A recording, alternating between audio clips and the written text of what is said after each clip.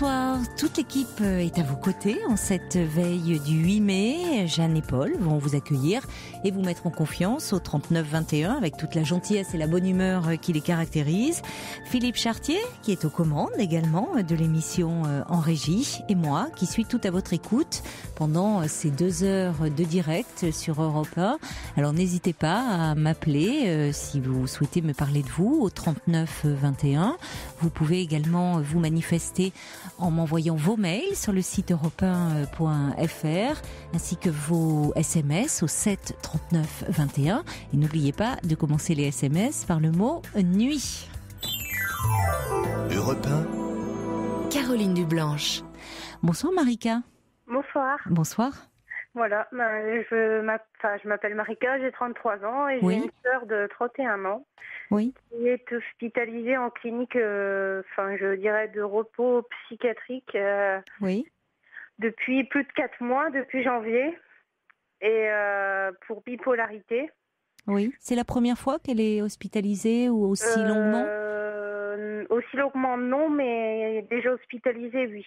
Et elle a déjà eu d'autres problèmes.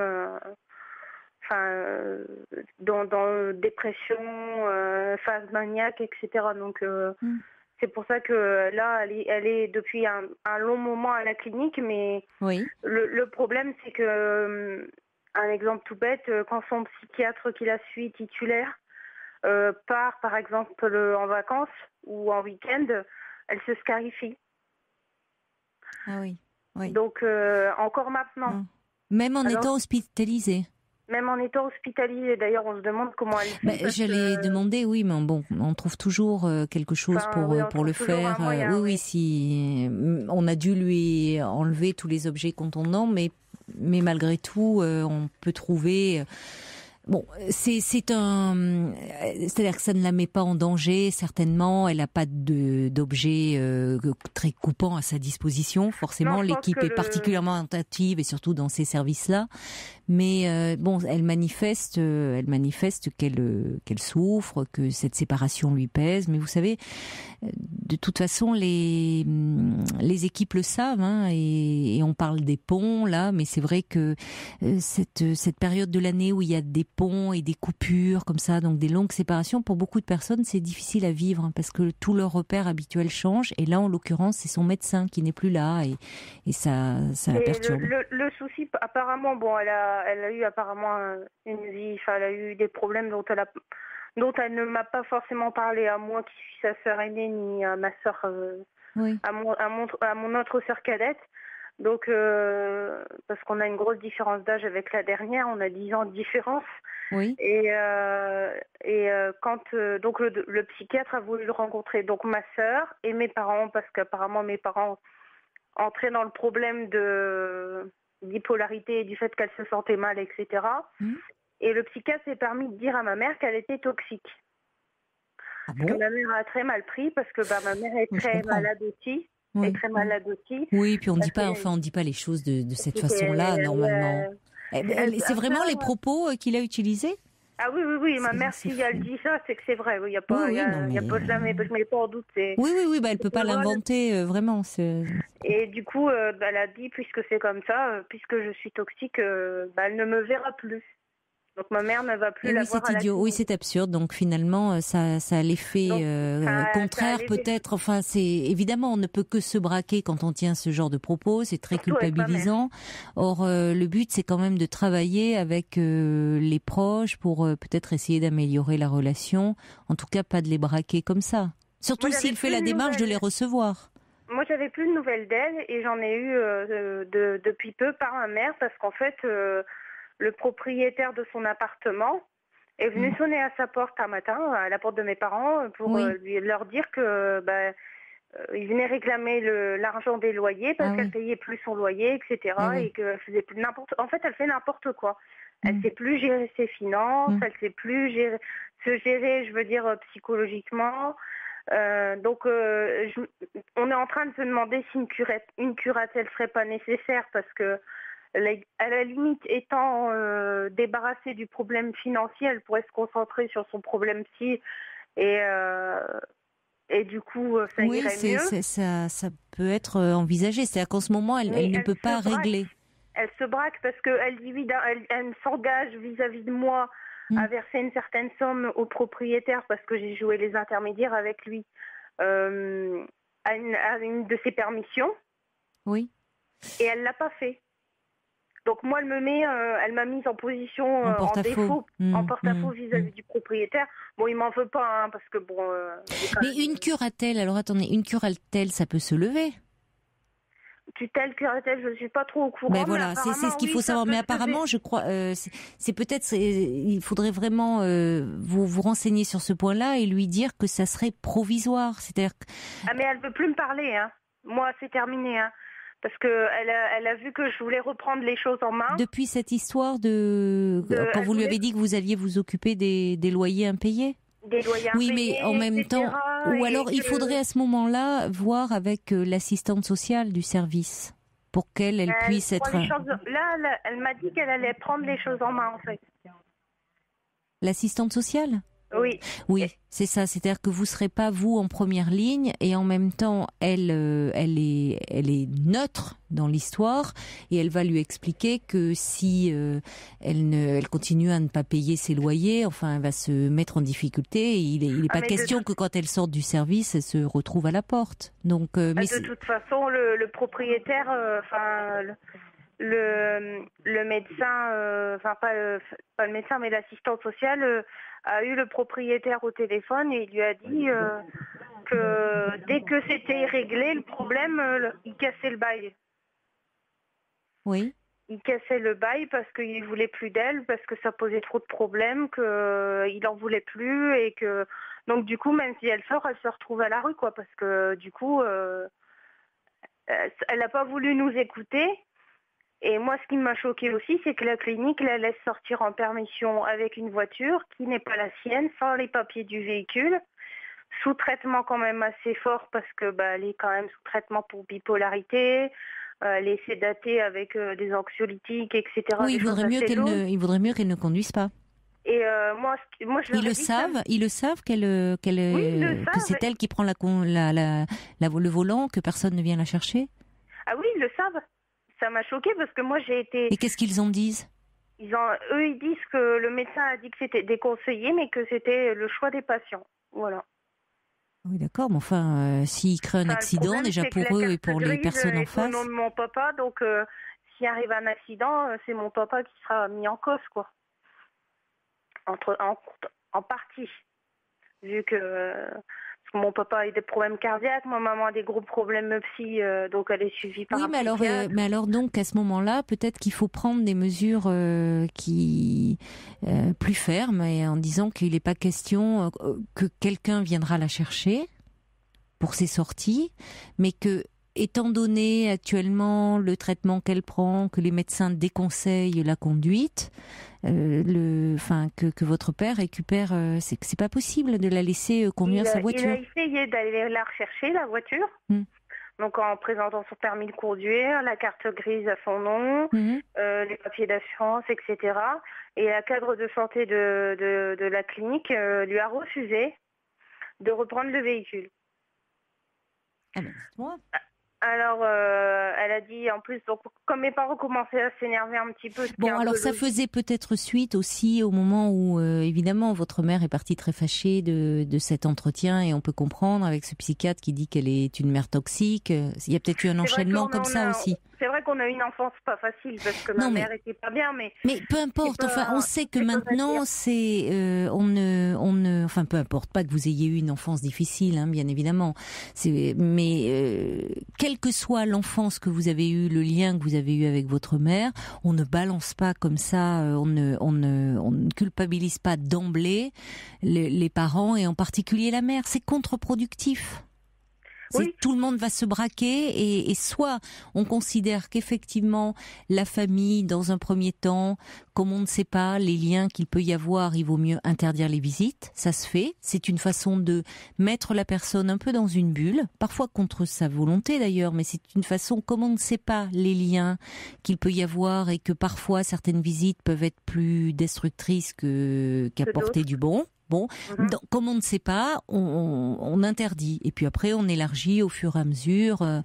Mais si on propose à la famille ce qui a été fait, de les rencontrer, pour parler avec eux, c'est pour faire une alliance, établir un partenariat, voir ce qu'il est possible de faire, pas pour les accabler. Ça ne sert à rien. Parce que, enfin, moi, je sais que moi, j'ai appelé la clinique pour absolument avoir le psychiatre. Parce que moi, j'habite loin. Moi, j'habite à Marseille et ça se passe dans le Nord, donc je peux pas me déplacer. Donc, j'ai demandé à ce qu'il me rappelle en urgence parce que moi, quand on m'a dit qu'elle se scarifiait et tout, quand même, je me suis Oui, mais inquiétée. ça, Et oui. donc, pour qu'on puisse au moins discuter, qu'il ait mon point de vue, quoi. Parce que pour savoir si vraiment on avait eu les mêmes soucis pendant l'enfance, etc. C'est vrai que on a eu des soucis pendant l'enfance, etc. Mais moi, je suis une psychothérapie, je le cache pas, Hmm. pour tous ces problèmes. Mais moi, j'avance parce que j'arrive à passer le cap d'essayer de commencer à pardonner à mes parents. Oui, mais vous êtes différente. Votre sœur a aussi une fragilité peut-être supplémentaire par rapport à vous. Et elle est différente. Elle Enfin, intériorise beaucoup, je pense, plus que oui, puis il moi. y a une fragile. Si on parle de bipolarité, il y a aussi il y a les facteurs environnementaux, l'éducation, la relation que vous avez eue dans votre enfance, et puis il y a aussi des facteurs organiques. Mm. Donc, Donc, dans une fratrie, les frères et sœurs aux mêmes événements ne vont pas réagir de la même façon parce que ça dépend aussi de leur personnalité, de leur constitution aussi. Enfin, oui, il y a tout un patrimoine et génétique, et puis après il y a l'aspect bien sûr environnemental. Donc, c'est vous sûr. ne réagissez pas de la même façon. Mais quel lien vous avez avec elle en temps normal quand elle n'est pas hospitalisée avec votre Quand sœur? on avait quand même une relation assez sympathique. On se Mm. voyait, comme j'avais déménagé, on se parlait beaucoup par Skype, via Mm. vidéoconférence, Mm. etc. Parce que comme elle avait son chez elle, on papotait des heures, Mm. hein, comme des sœurs, quoi. Oui, oui, mais, Comme enfin je pas fais toutes les avec sœurs, mais vous étiez proches, vous étiez Oui. complices. Et avec la dernière de mes sœurs, on est comme ça. Elle est élève Mm. infirmière et on est complices aussi. Et en plus, c'est ma filleule, donc Ah il y oui, a en un effet, lien oui, oui. supplémentaire avec la dernière, donc avec celle qui est à l'école d'infirmière. Donc, Donc cette enfance difficile a fait que vous avez été très solidaires toutes les trois, pas forcément, non. Parce qu'en non? fait, le problème, c'est que c'est celle du milieu, donc celle qui est hospitalisée, qui était très, très mise en avant, très, très protégée, etc. Parce que dès sa naissance, elle a été très malade. Donc moi, j'ai été valdinguée de papy, mamie, tati, tata, cousin, cousine, etc.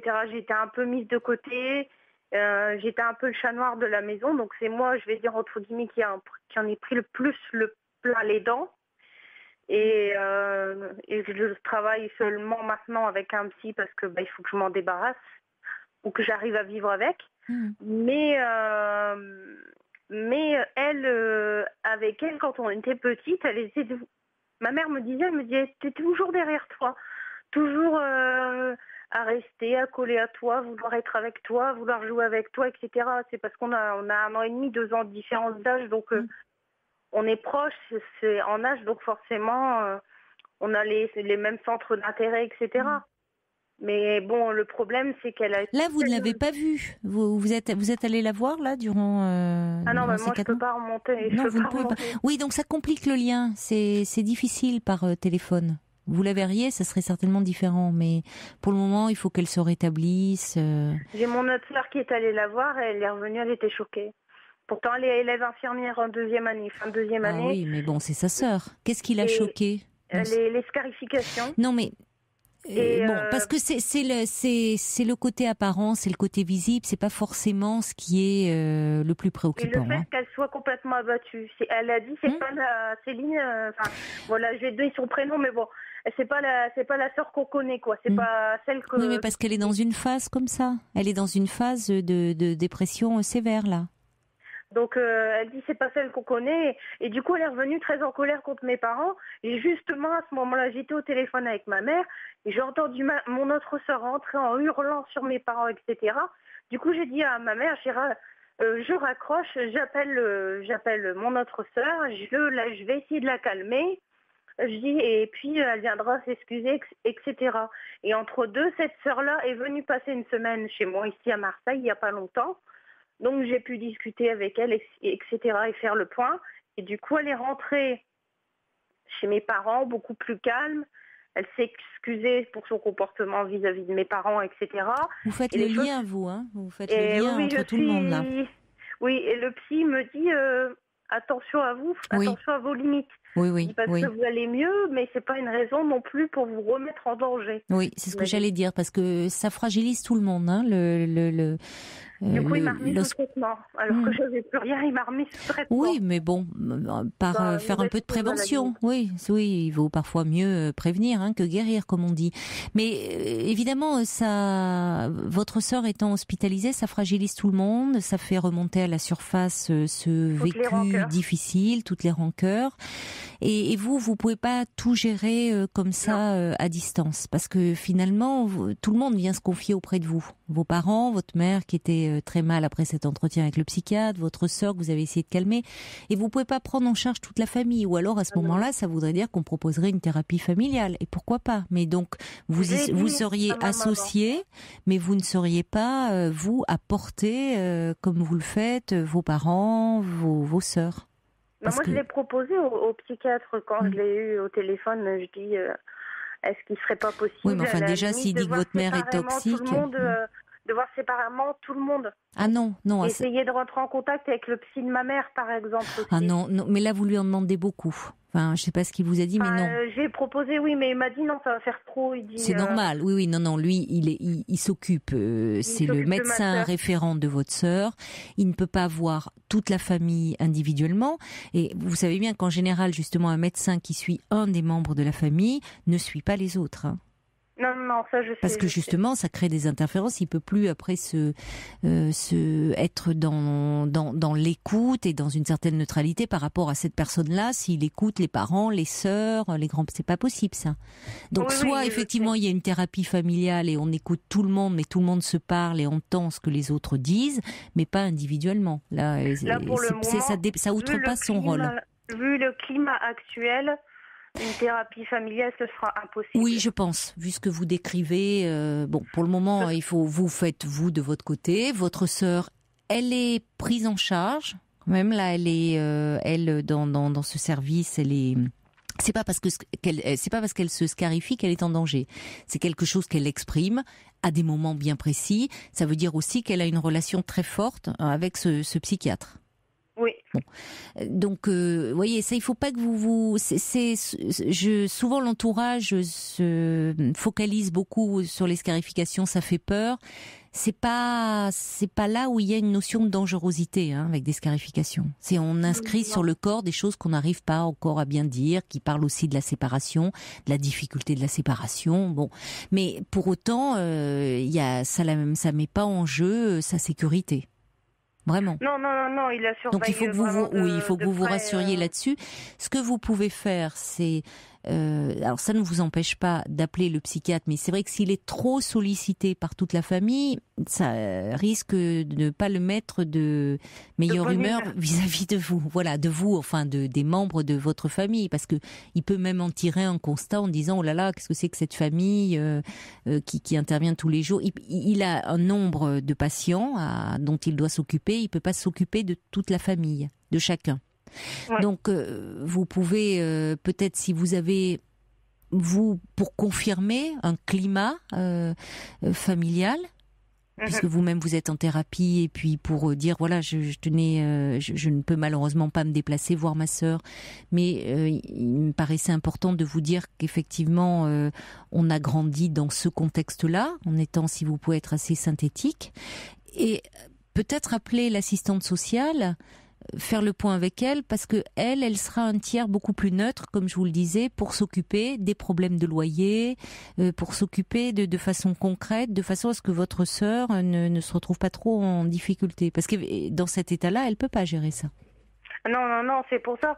C'est pour ça que quand j'ai eu l'assistante sociale au téléphone, je lui ai dit, elle peut pas et se soigner psychologiquement et régler ses problèmes financiers.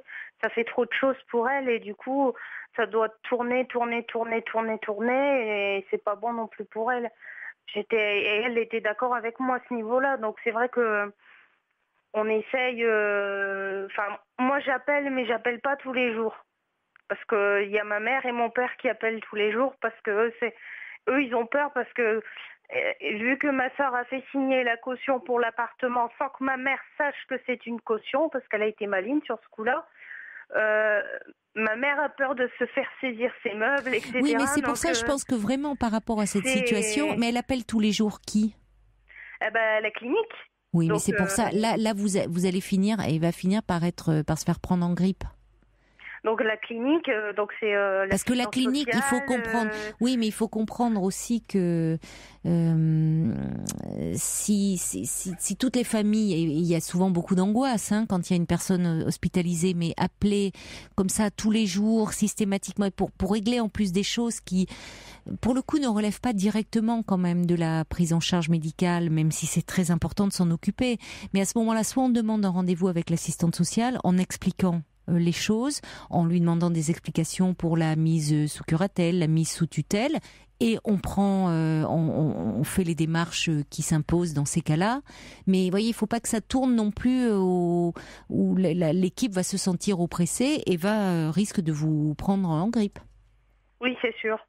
C'est pour ça que moi, le souci, c'est qu'il y a encore eu un problème hier parce qu'ils peuvent pas tout gérer. Elle est partie en permission avec la voiture, mais là cette fois-ci, elle est tombée en panne sur l'autoroute, donc elle s'est. Oui.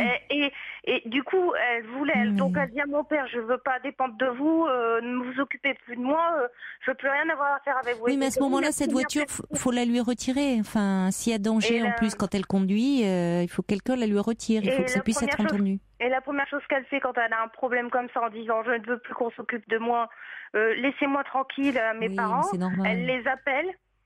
Et donc du coup, la cadre de santé commence à comprendre comment elle fonctionne. Donc du coup, elle se dit, on partait avec la patiente sur telle voie, mais apparemment il y a d'autres choses qui viennent se greffer à côté.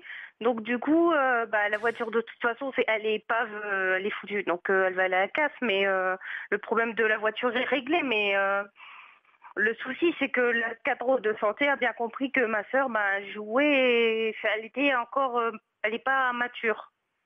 Donc du coup, oui, c'est-à-dire qu'à la fois, elle dit laissez-moi, je peux me débrouiller toute seule, et puis dès qu'elle a un souci, une difficulté, elle appelle vos parents.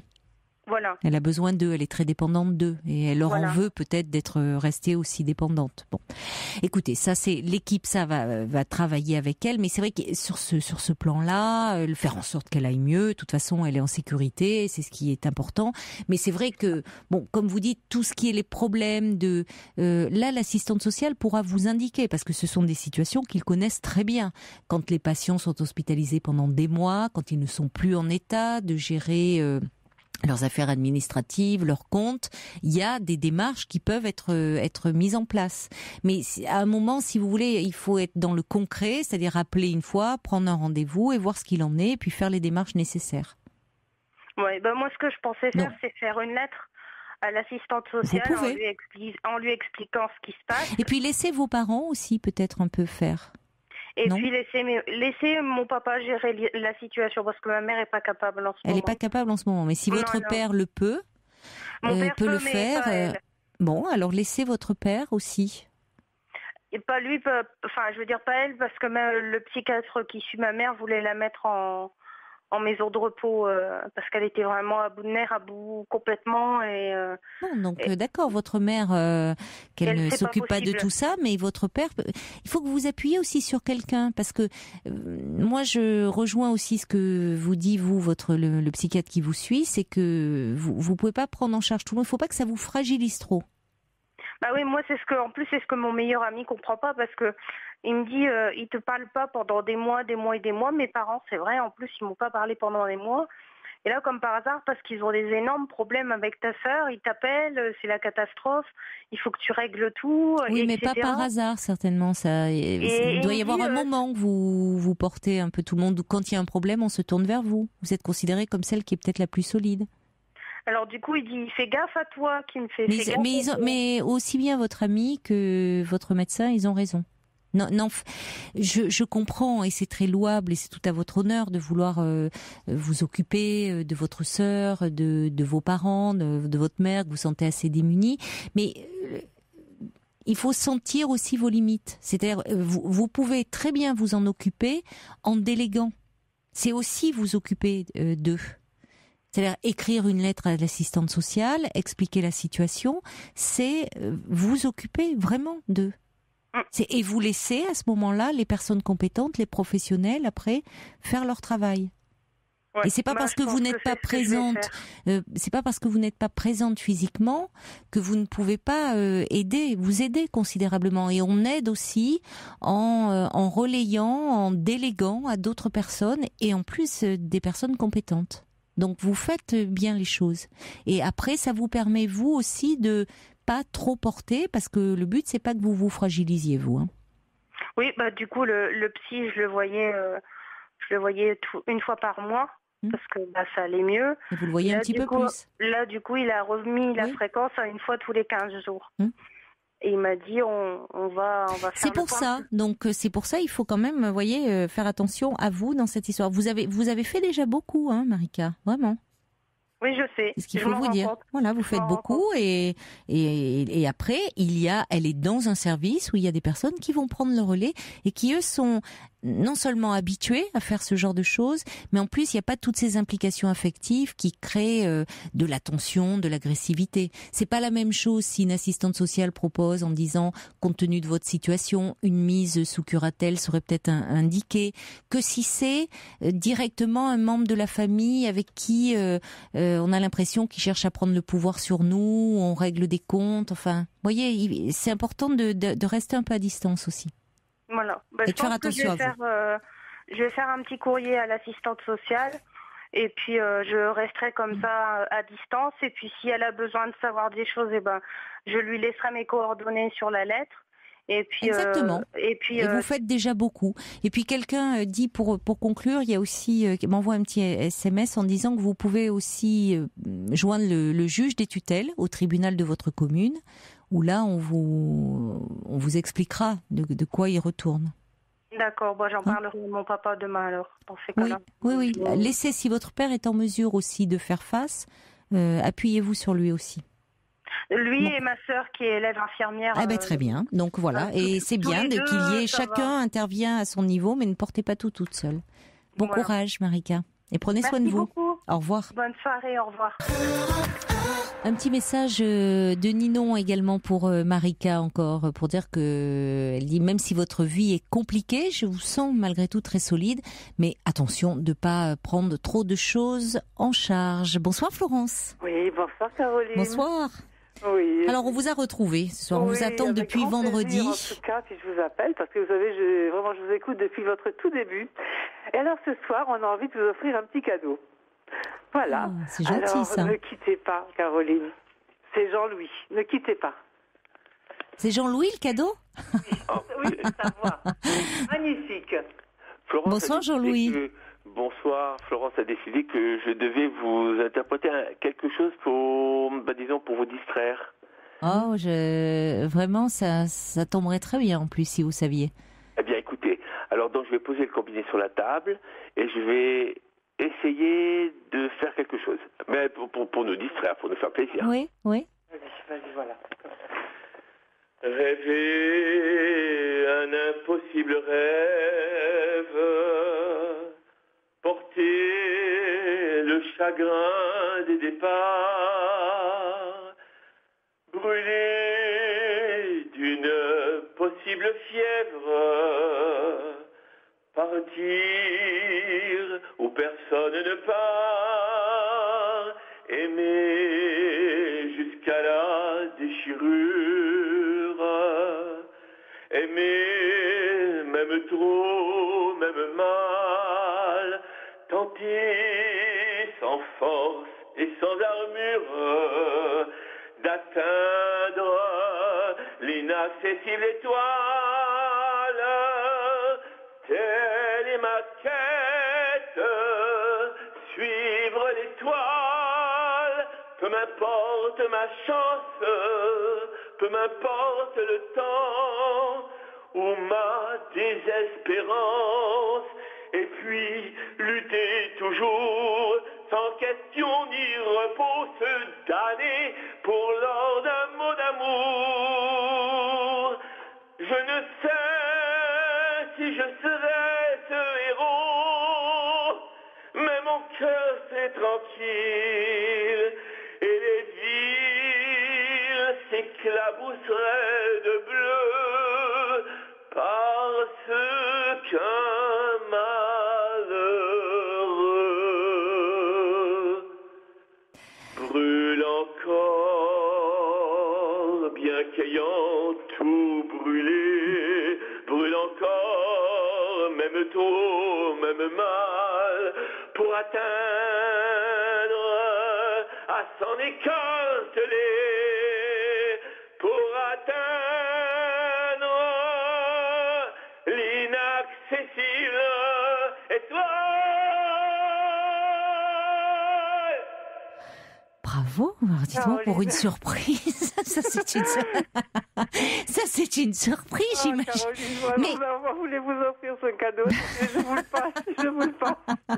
Mais attendez, Jean-Louis, c'est vous le chanteur d'opéra? Magnifique. En fait, je chante de l'opéra, oui. Puis j'étais un élève de Maddy Mesplé, la cantatrice, au conservatoire. Et puis ensuite, j'ai eu Roland Berger donc Camillo, qui était le professeur Oui. de Dalida en variété. Il s'est Oui. occupé aussi de Thierry Luron. Il s'est occupé de Michel Leb et tout un tas d'autres. Et puis, en fait, disons. Mon indépendance a fait que j'ai un peu laissé traîner pas mal de choses, mais j'ai toujours la voix, je pense. Je peux faire de la variété et de l'opéra. Parce que moi, je me souviens, est-ce que c'est vous qui m'appeliez quand vous étiez en tournée, justement, et parfois dans les chambres d'hôtel, mais alors vous chantiez Non. des airs d'opéra? Non, Caroline, c'est quelqu'un d'autre. C'est quelqu'un d'autre. Mais c'est nous, ça, on parce vous que avait j'étais déjà très appelé surprise. Je me suis dit, mais je n'étais pas habituée à ce répertoire-là. D'accord, oui, c'est pour ça que j'étais doublement surprise. Non, C'était quelqu'un d'autre. Non, c'est Jean-Louis, mais nous, on vous avait déjà appelé aussi. Oui. d'accord. C'est de la variété, là. Oui, bah bien sûr, oui, c'est Jacques Brel. Parce que si je chante, par exemple, je fais le début d'Attila, par Et il est pas facile, hein, d'ailleurs, cette chanson.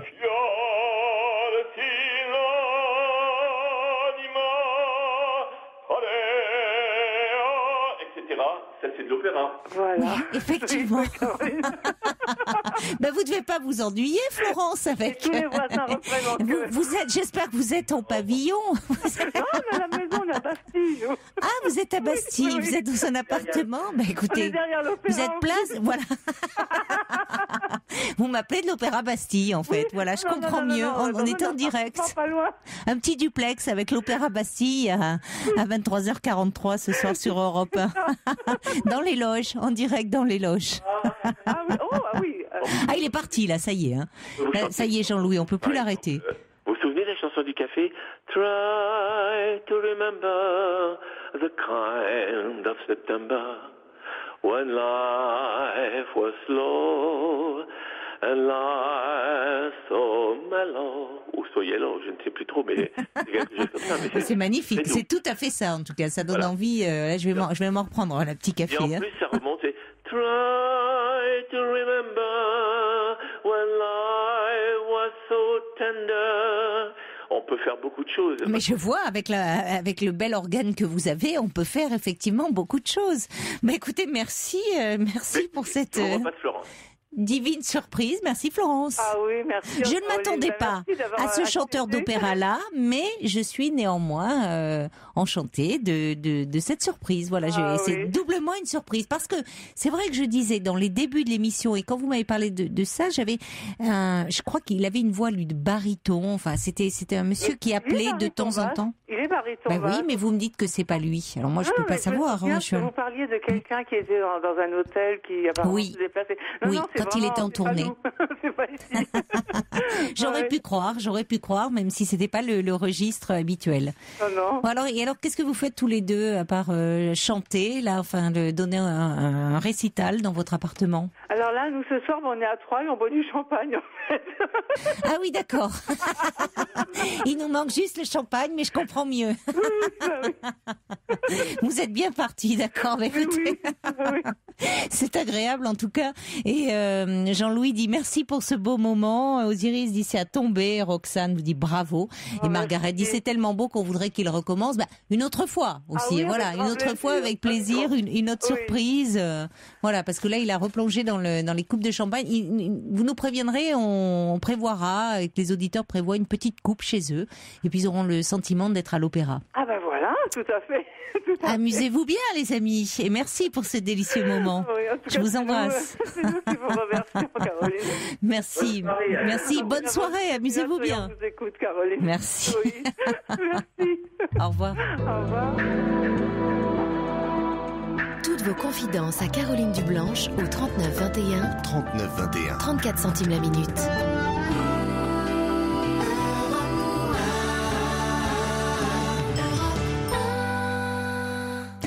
Bonsoir Marie. Bonsoir Caroline. Bonsoir. Bonsoir. Merci de m'avoir prise. Mais je vous en prie. C'est très gentil. Je remercie beaucoup Jeanne aussi, qui a été très gentille pour moi. Merci pour Jeanne. Et Jeanne et Paul, je sais qu'ils font très bien leur travail. Ah, ils font un duo également. Oui. Voilà, tous les deux. Sans champagne, ils font un travail merveilleux et on n'a pas besoin, vous voyez, même sans champagne, ce qu'on arrive à faire. Oui, oui. Et j'ai bien apprécié, étant musicienne, la voix de ce monsieur. Oui, c'est ce que me dit Catherine. Elle dit, oh merci pour ce beau cadeau, Jean-Louis et Florence. Oui. Elle dit, cette émission est décidément pleine d'imprévus. Mais c'est ce qui est bien, justement, quand on sort un peu du cadre. J'aime beaucoup. Tout à fait. Voilà, je suis un peu émue, mais je suis très mal aussi en même temps. Pourquoi ? Qu'est-ce qui se passe ? Oh, il se passe que je vais essayer de parler assez vite. Enfin, non, mais je vous en prie, prenez votre temps. Merci Caroline, c'est gentil. Bonsoir à tous les auditeurs aussi. Voilà, je vous appelle parce que je suis une personne non-voyante. Oui. J'ai 62 ans. Vous êtes née non-voyante ? Je suis née prématurée. On m'a mise en couveuse. Oui. Trop d'oxygène et ça a brûlé dans les années 50. Ah oui, malheureusement, il y a eu plusieurs... Oui, il y en a eu énormément. Oui. Donc, à l'âge de 4 ans, je suis partie en pension.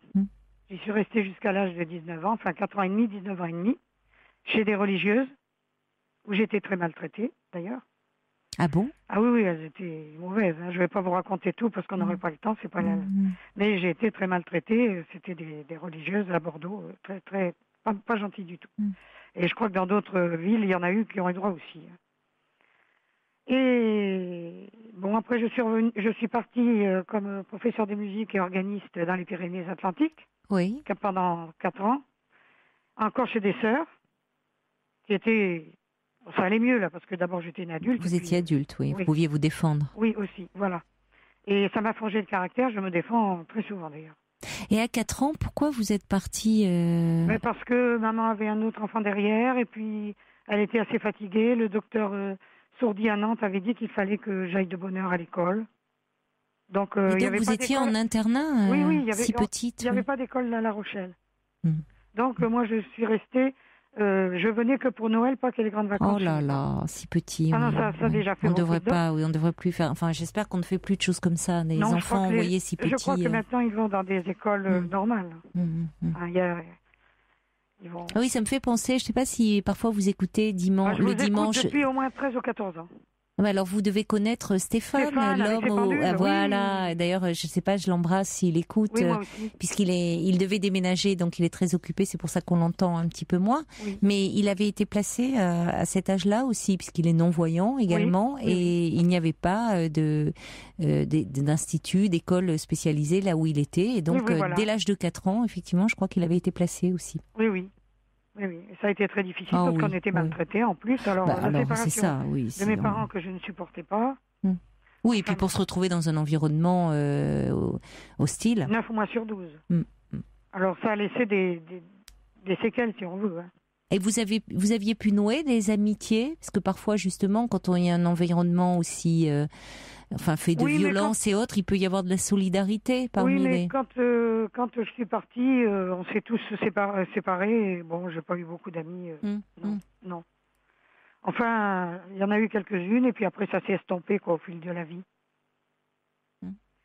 Enfin, le problème là qui vient, c'est que voilà, donc je n'ai pas vécu avec ma famille, pour dire, puisque j'étais en pension. Et quand je suis sortie de l'école après avoir été chez les sœurs, je suis allée chez d'autres sœurs enseigner la musique et être organiste. Je suis revenue à 23 ans chez mes parents. Parce que je ne supportais plus cette vie de moine, parce que c'était un prêtre très anticlérical, très clérical, pardon. J'ai dit n'importe quoi. Non, mais c'est amusant que vous ayez pris ça. Oui, en tout cas, il ne mettait pas en principe ses préceptes. Oui, moi je suis devenue athée du coup, hein, avec tout ce que j'ai subi. Mais je m'excuse pour tous ceux qui croient, je respecte. Ça ne heurte pas, c'est votre droit à vous. Voilà, hein. Oui. Et quand je suis revenue, moi je ne me suis pas sentie comme une adulte à part entière, parce que je n'ai pas vécu avec eux. J'ai fait des psychothérapies avec mon médecin traitant, et là en ce moment j'en fais une avec une ancienne docteure qui est en retraite, psychothérapeute. Oui, et comment ça se passe avec très elle bien. Ça oui. se passe très bien. Je vous remercie. Et alors donc, moi je me suis jamais sentie adulte à part entière, c'est-à-dire que il y avait un pouvoir sur moi qu'il fallait que je fasse, il a toujours fallu que je fasse ce qu'on voulait que je fasse. Et comme j'ai un caractère entier et que je ne me laisse pas faire, conflit sur conflit avec mes frères et sœurs. Conflit sur conflit. Ça, en même temps, c'est vrai que on peut imaginer à quel point ça a dû être difficile lorsque vous êtes revenu adulte, jeune adulte dans votre famille, une famille que vous connaissiez très peu finalement. Oui, mais c'était compliqué de trouver votre place. Ça se passait bien. Quand j'étais petite, que je venais en vacances, ça se passait bien. Oui. J'étais une enfant, ça allait très bien. Mais c'était surtout avec vos frères et sœurs ou avec vos parents que les relations... Il y a eu des trucs aussi avec mes parents, mais le pire, c'était... On s'est même quelquefois disputé avec maman à cause que mes frères et sœurs venaient mettre leur grain, venaient me disputer chez moi, chez maman. Enfin, parce que j'ai été chez maman longtemps. J'étais professeur de musique.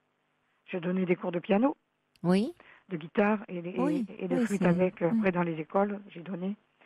Et puis voilà que j'avais rencontré quelqu'un à l'âge de 33 ans. On s'est mis 6 mois ensemble. Et on s'est séparés parce qu'il faisait des dettes et me trompait. Moi, j'ai pas voulu le voir au début. Et j'ai encore été très malade, évidemment. Enfin, ça s'est passé. Je l'ai mis dehors. Et puis je suis revenue chez mes parents. À 33 ans. Ouais, et ça a toujours continué.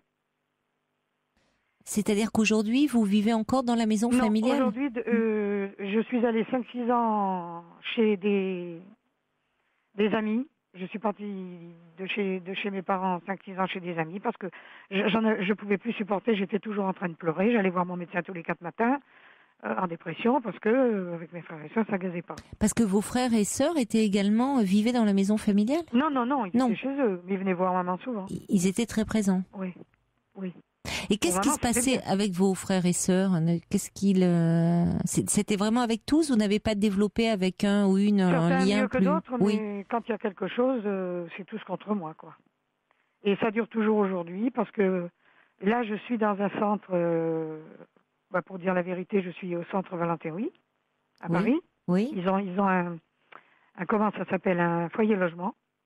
Et j'ai été prise. Je ne savais pas, d'accord. C'est vous qui avez demandé, donc si vous pouviez être accueillie. J'étais allée coucher pour aller voir le salon autonomique à Paris, il y a 6 ans. Il y a 5 ans, enfin 6 ans, parce que ça fait 5 ans que je suis là. Et je me suis dit, maintenant, il faut que tu te trouves quelque chose, maman vieillissant, il faut que tu te trouves quelque chose. Je me suis débrouillée toute seule. Et j'ai donc, quand on m'a dit que les gens, je croyais que c'était que pour les Parisiens, de n'importe où pouvaient y venir, j'ai fait ma demande et j'ai fait mon dossier et je suis partie. Et alors, comment vous vous sentez là là, je me sens pas bien. Vous vous sentez pas bien dans ce foyer ? Au centre aussi, ça va. Sauf que je m'ennuie un peu parce qu'il y a quand même beaucoup de personnes âgées. Il y a des activités que je fais quelques-unes, mais pas toutes, quoi. Parce que vous ne trouvez pas de personnes de votre génération ou plus jeunes ? Il y en a quelques-unes, si. Mais il y en a beaucoup en couple. Il y en a deux ou 3, ils sont en couple. Alors, c'est pas pareil quand on est tout seul. Forcément. Mais ça va, sinon la maison est très bien, il n'y a rien à redire. Donc aujourd'hui, vous êtes à la retraite ? Oui. Et je suis dans ce centre.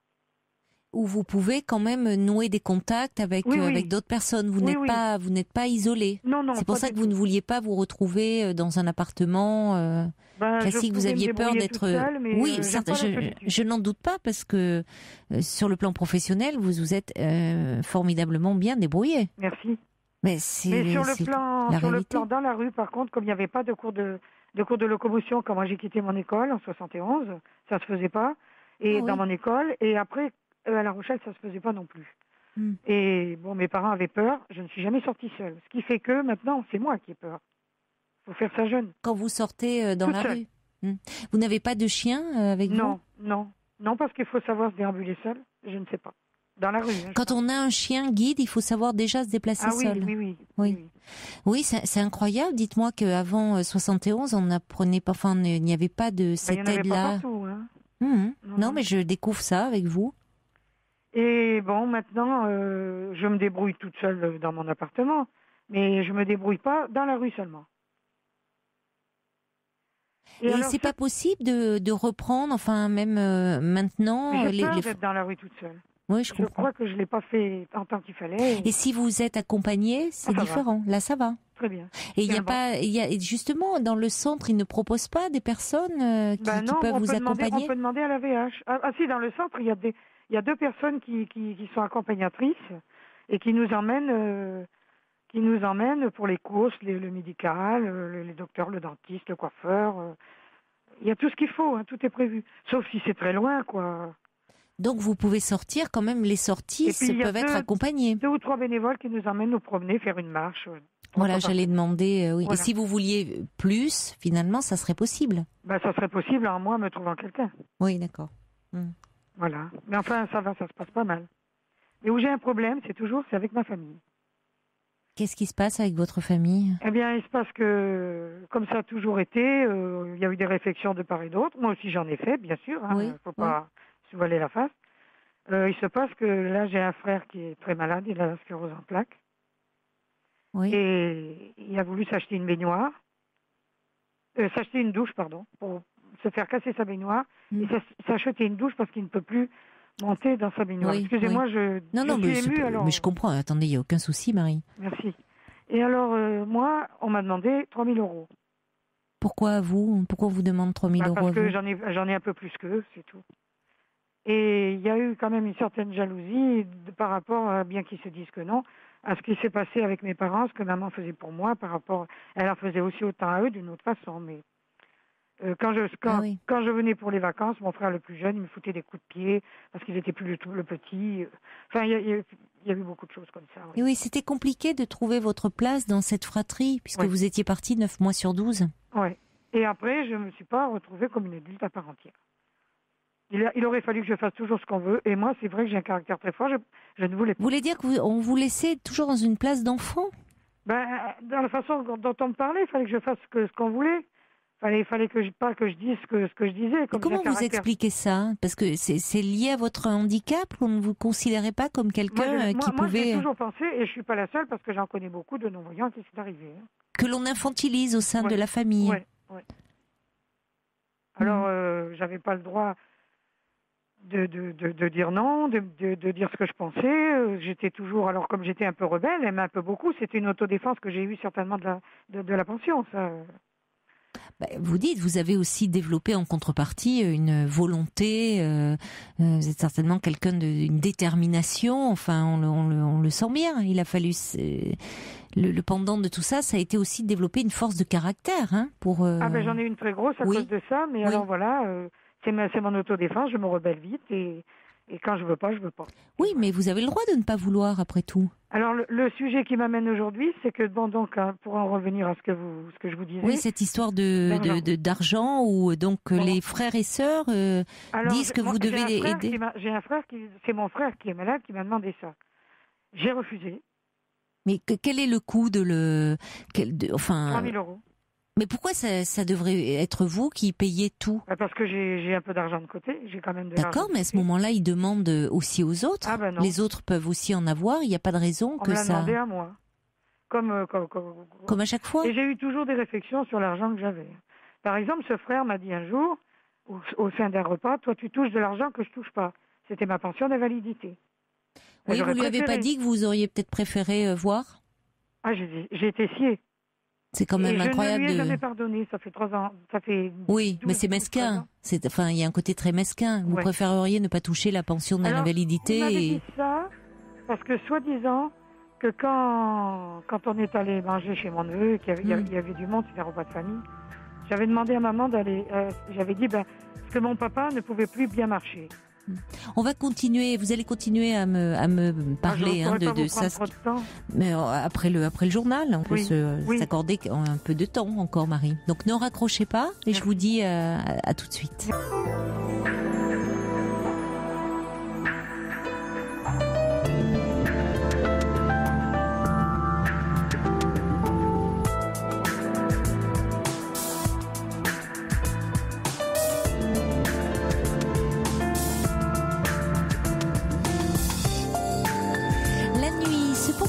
Sur Europe 1 avec vos témoignages au 39 21 et toutes vos réactions. Si une histoire vous donne envie de réagir, n'hésitez pas à composer le 39 21 pour nous rejoindre et parler avec nous en direct à l'antenne.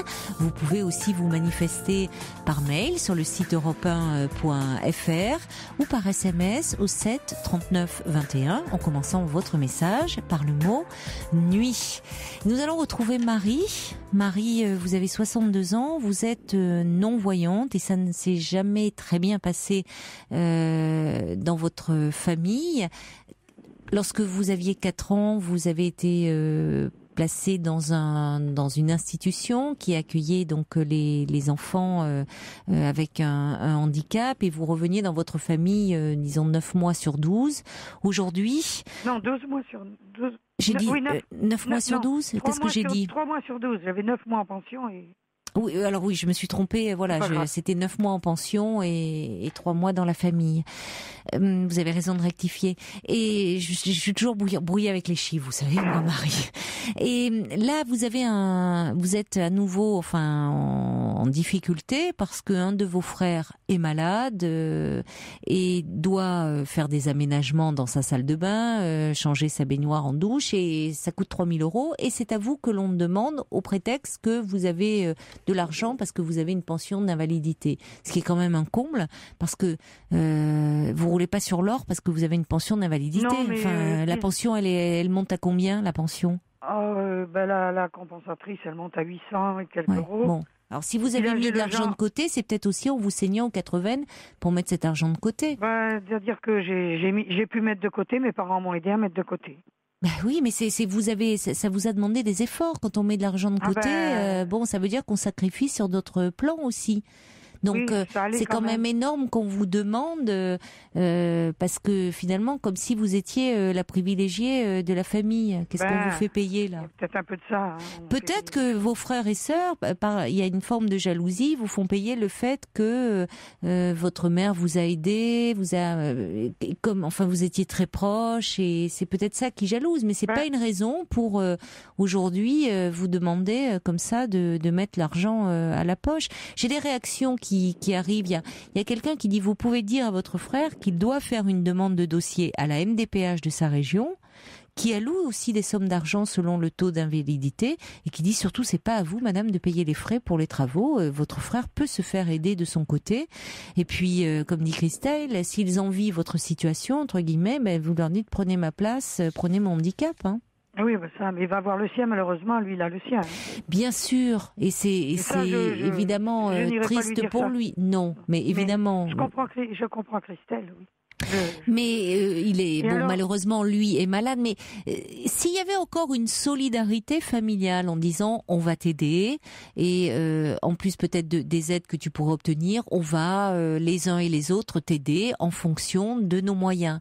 Mais ce qui ne va pas, c'est que c'est vous. C'est comme si on vous désignait vous deviez payer. De toute façon, si je fais pas ce qu'on veut, si je paye pas, alors justement, moi j'ai pas voulu parce que tout m'est remonté. Parce que donc un jour il m'avait dit ça, toi tu touches de l'argent que moi je touche pas par rapport à mon infirmité. Il m'a dit qu'il m'avait dit ça parce que quand on est allé manger donc chez un de mes neveux, là où ça s'est passé, moi j'ai dit à mes parents, tu vois, parce que mon père marchait très mal, il commençait à être très invalide. Il était très invalide. Mais on va bien chez Tony en voiture, on pourrait bien aller manger au restaurant tous les 3. Oui. Et d'après que mon frère a vu dans le rétroviseur que maman pleurait. Et il a voulu se venger. Et il s'est vengé sur moi, sur ça, en me disant ça. Et puis alors... Mais enfin, il n'y a aucun rapport. Ah ben non, mais on se venge sur... Oui, mais vous me dites, si vous ne payez pas, voilà, qu'est-ce qui se passerait si vous ne... Ah ben de toute façon, j'ai refusé, donc j'ai toute la famille contre moi. Disons que... Mais est-ce qu'ils sont présents? Est-ce qu'ils sont un soutien pour vous? Disons qu'on a eu pas mal de trucs, mais j'allais une fois à La Rochelle les voir, une fois par an. Alors, ils me prenaient 2-3 jours. Mais tout m'est remonté. Cette phrase m'est remontée il y a 3 ans et demi, quand maman est partie à l'hôpital, que j'ai demandé s'il y avait une maison de retraite, parce qu'il était question de la mettre en maison de retraite, ce qui a été fait, mais elle n'y est restée que 8 jours. Quand j'ai demandé où est-ce que j'irais, moi, alors j'étais dans la maison de maman, qui était en location à ce moment-là, toute seule, et j'ai dit où est-ce que j'irais, moi, si maman part en maison de retraite, pour venir la voir, parce que comme j'habite à Paris, maintenant, tu te loueras une chambre, et un autre m'a dit tu te prendras à l'hôtel. Oui, donc la solidarité, elle est à un sens unique. Après, on s'est revus, ils m'ont repris 3 jours, comme ça. Oui, mais même la façon dont vous parlez de vous, ils vous ont repris, enfin comme si, c'est pas, vous dites pas, ils m'ont accueilli, comme si vous étiez un paquet encombrant. Non, ils m'ont accueilli chez eux aussi. D'accord, bon. Ça doit être parce que je suis très en colère.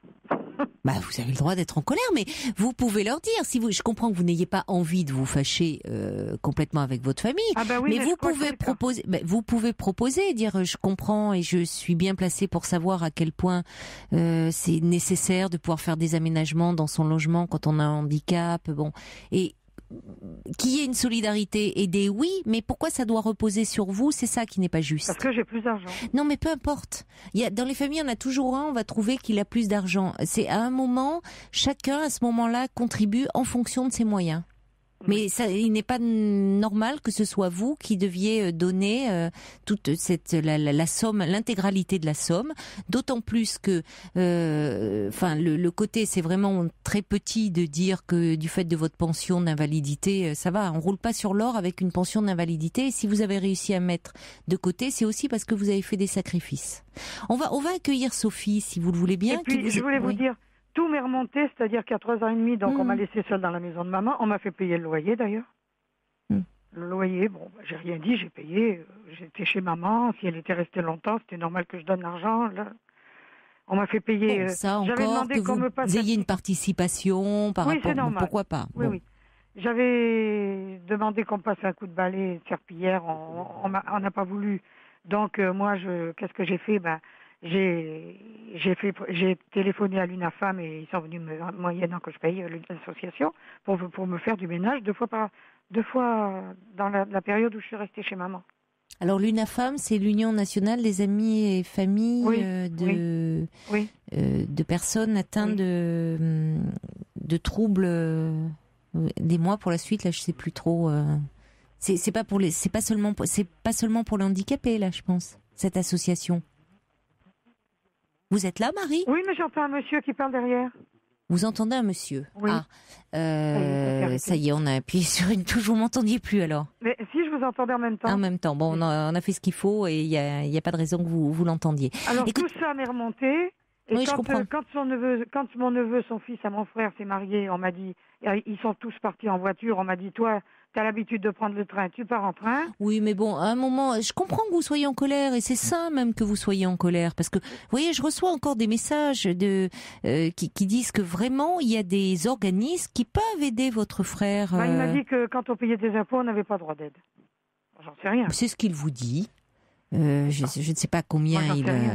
Oui, mais enfin, ça veut dire que c'est sur vous. C'est encore une fois, c'est pas normal. Mais il y a beaucoup de gens qui disent. Il y a Pascal qui dit qu'il y a effectivement la maison des personnes handicapées. Une assistante sociale peut aller voir votre frère, l'aider à constituer un dossier. Pascal qui dit que vous pouvez, qui aimerait bien entrer en contact avec vous. Il y a également. Je veux bien, oui. Il y a Anita qui dit j'aimerais bien donner mon téléphone à Marie afin de créer un lien d'amitié. Ah, je veux bien. J'envisage de vivre à Paris. Je suis malvoyante. Merci à vous. On pourra, si Anita, vous nous laissez votre numéro de téléphone, parce que vous ne l'avez pas fait par SMS, on transmettra bien volontiers à Marie. Et puis, il y a Florence, d'ailleurs, qui n'a pas compris le nom de l'institut dans lequel vous étiez. Elle souhaiterait faire ce type d'accompagnement bénévole. Ah, je suis à l'association Valentin, oui, centre résidentiel. Voilà, l'association Valentin, oui, c'est AHAU, tréma Y, oui. Il y a quelque chose, voilà. Hein, c'est à Paris, 64 rue Petit, dans le 19e. Eh ben voilà, on a tout comme ça. Et on accueille Sophie. Bonsoir Sophie. Bonsoir Caroline. Donc, je suis très contente que vous existiez. Alors, je voulais vous remercier aussi. Mais c'est gentil, merci. Bonsoir Sophie. Bonsoir Marie. Donc, je me permets d'intervenir afin de, je ne sais pas si je pourrais vous réconforter ou vous aider, mais j'ai vécu les mêmes choses un petit peu similaires. Oui. J'ai 42 ans. Oui. Et en fait, le mieux que vous puissiez faire aussi, de ne pas vous laisser faire. Moi, je suis quelqu'un de non-voyant. Oui, je me doutais. En plus, moi, j'ai pas mal vécu à Paris. J'ai eu la même chose que vous au niveau non-voyance, un accident de couveuse. Encore à 40 jeunes. Ouais, je suis de 72. C'est incroyable. Ça a duré longtemps. Oui, oui. Et en fait, après, j'ai fait plein d'institutions. Donc, je suis partie dès l'âge de 6 ans. Et puis, je suis revenue... je suis partie d'une institution à 20 ans. J'ai passé mon bac. Ah oui. Et puis après, j'ai essayé de chercher du travail à Paris et tout. Et je suis revenue à Niort dans les Deux-Sèvres. Ah, c'est pas loin de La Rochelle, ça. J'ai la chance de trouver un travail. Ça fait maintenant 15 ans que je travaille. Je travaille dans l'assistance à la personne. Oh là, vous faites... Ah ben, c'est bien. Dites-moi, alors oui, ça c'est un sacré parcours, parce que c'est vous qui venez en aide aux autres dans leur quotidien. Bravo. C'est comme on dit à l'assistance, en gros. Je travaille par téléphone, on gère tout dans un centre d'appel. J'ai appris l'informatique, j'ai appris les langues étrangères. Mais bravo Sophie, vous avez fait plus que moi, je vous le dis. Mais le problème, c'est que je me suis retrouvée chez mes parents à Niort. Oui. Et mon père est arrivé, ma mère est arrivée. Oh là là, t'as plus tes repères. On va gérer ta vie, on va gérer tes comptes, on va tout gérer, Non, là, ça, j'ai pas eu ça avec mes parents. Ils n'ont pas géré mes comptes. C'est une forme d'exemple. Hein. Et puis là, je me suis rebellée. Parce que j'ai dit non, c'est moi qui gère tout, serveur vocal, ordinateur. Donc j'ai tout fait pour avoir un ordinateur à la maison. Oui. Donc comme ça, j'ai tout fait pour être autonome. Et puis, j'ai fait en sorte de tout gérer, même mon argent. Parce que si je les écoutais, ma carte bleue et mon chéquier, ce serait eux qui les auraient. Non, ça, mes parents... Et puis, en plus, après, ce qui s'est passé, c'est que comme ils n'étaient pas contents, parce qu'il y avait des problèmes d'argent aussi à la maison, donc il fallait que ce soit moi qui paye. Et puis comme ça n'allait pas, je voulais pas payer moi non plus. Donc entre la tante qui était malade, le frère qui avait des problèmes d'argent, la mère qui avait des achats compulsifs et j'en passe. D'accord. Donc, les tableaux, effectivement, là, ma pauvre, il aurait fallu travailler jour et nuit pour. Donc finalement, personne n'était content. Au bout d'un certain temps, je suis restée 2 ans sans communiquer avec mes parents. Ah oui. Oui, vous avez tenu bon, mais leur montrer que... Mais moi, c'était moi qui commandais. En ce moment-là, mes frères ont coupé... J'ai 2 frères qui ont coupé les ponts, carrément, donc l'intéressé plus le plus jeune. Il n'y a pas eu moyen de... Et finalement, on va peut-être, si vous le permettez, Marie, laisser Sophie voir comment ça s'est dénoué, cette histoire. Parce que pendant ces 2 ans, j'ai vu 3 psys, parce que je pensais que j'étais déséquilibrée, parce que j'étais profondément dans le doute et que j'étais seule. Les amitiés, j'en avais pas beaucoup, j'avais qu'une copine. J'avais pas de soutien mental ni moral, sachant aussi que je suis épileptique. D'accord. Et puis, finalement, je me suis retrouvée un coup de fil un jour de Noël, et mon père m'appelle en 2011. Tu nous manques. Mais il y a un problème. Je lui dis, il y a un problème, il y a quelqu'un qui est mort. Et puis là, il me répond, non, on t'a pas vu depuis longtemps et on n'a pas eu de coup de fil. Je dis, si c'est pour me disputer, je veux pas vous voir. Si c'est pour me dire des choses bien, je veux bien vous voir. Il avait peut-être envie de vous voir, oui, je comprends que vous soyez, vous, sur la défensive, mais peut-être qu'effectivement, vous lui manquiez, vous leur manquiez. Et puis, les choses se sont remises petit à petit. Oui. Puis là, maintenant, mon frère vient de divorcer, mais les choses se remettent petit à petit. Puis mes parents commencent à me parler. Donc, je suis contente pour vous, ça. Mais c'est vrai que j'ai eu des moments d'agressivité, quoi, avec mes parents. Et c'est vrai que quand on est handicapé, même avec un médecin, Caroline, même les médecins sont pas formés pour nous voir. C'est-à-dire, quelles difficultés, à quels obstacles vous êtes-vous confrontés avec les médecins? J'ai été confrontée avec les gynécologues. Oui. Ah, mais vous ne devriez pas avoir d'enfants, hein. Des gens comme vous, c'est terrible. Des gens comme vous. Mais il parlait par rapport au handicap visuel ou à l'épilepsie? Je crois que c'était le handicap visuel. C'est quand même terrible qu'un médecin puisse tenir des propos comme ça. Après, parce qu'en plus, vous lui avez dit dans quelles circonstances vous étiez devenue non-voyante, puisque ils avaient mon dossier. De toute façon, je trouve que déjà c'est très brutal d'asséner d'emblée des gens comme vous n'ont pas droit à avoir d'enfants de cette façon-là. Mais parce que même en 2014, je suis très mal reçue même dans les hôpitaux. Les gens vous prennent pas le bras, on vous touche du bout du doigt. Même dans mon entreprise. Alors ça, parfois, c'est délicat. J'ai envie de dire, là, il y a des personnes que l'on veut aider à traverser, parfois où on propose, et qui disent non, ils le prennent mal. Donc effectivement, prendre le bras, ça peut être perçu comme on veut nous infantiliser, ou il y a des gens qui le prennent très mal. Et c'est vrai qu'après tout, on peut dire, est-ce que vous souhaitez de l'aide déjà, mais pas l'imposer l'aide. Mais proposer de l'aide, c'est déjà bien. Moi, je trouve que, si les gens pouvaient proposer de l'aide, ça serait bien, quoi. Il y en a qui le font. Mais hier, moi, on m'a tenu ma canne et je pouvais plus marcher. Mais voilà, il y a parfois, en voulant bien faire, il y a des choses. La personne s'accrochait à votre canne. Oui, vous allez dire, vous allez me laisser tranquille, s'il vous plaît. Je lui ai dit, mais lâchez la canne. Donc, il devait être embêté, oui, la pauvre monsieur ou la pauvre dame. Mais c'est ça, en voulant bien faire, parfois on se prend les pieds dans le tapis aussi. Heureusement qu'il y a des choses drôles quand même. Ouais. Oui, il faut avoir beaucoup d'humour. Oui, certainement. Oui, certainement. Pour quand on est, il faut avoir de l'humour et de l'autodérision, parce que sinon on ne tient pas. Oui. Mais c'est plus dur avec sa famille, parce que forcément il y a des choses, ça touche plus au cœur. Moi je pense que c'est plus eux qui souffrent qu'on soit non-voyants que nous-mêmes. Je pense que pour des parents, oui, il doit y avoir une culpabilité. Voilà. Ça, c'est un peu inévitable de se dire. Il y a une forme d'impuissance, de culpabilité. Ma mère, même, elle voulait même faire croire à des gens que je voyais. Elle voulait me cacher.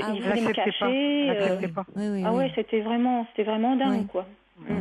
Et aujourd'hui, vous vous sentez peut-être un peu plus acceptée telle que vous êtes?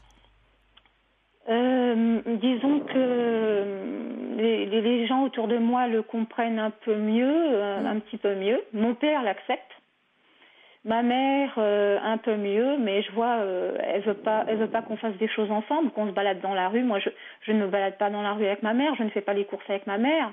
Pourquoi? Parce qu'elle ne le veut pas. Mais c'est sa culpabilité, je pense. Parce que ça l'intéresse pas. Elle vous fait payer par sa culpabilité, mais. Moi, je sais pas. Moi, j'ai tendu des perches. J'ai tendu une perche. On devait faire un voyage organisé ensemble. Elle n'a pas voulu. Moi, je suis quelqu'un, j'adore voyager. Et puis, avec mon père, j'ai fait beaucoup de choses. J'ai fait du cheval, j'ai fait de l'avion. Ah oui, en effet. Vous avez fait du cheval? Ouais. On avait fait du saut d'obstacle et il y avait une cloche sur l'obstacle pour que je l'entende. Oui, d'accord, mais enfin, le saut d'obstacle, dites-moi, c'est vous rajoutez en plus de la difficulté, là, à l'exercice en lui-même, déjà périlleux. Ouais, c'est un peu dur, mais c'est faisable. Oui, même quand on a ses deux yeux, c'est pas le saut d'obstacle, c'est pas évident, hein.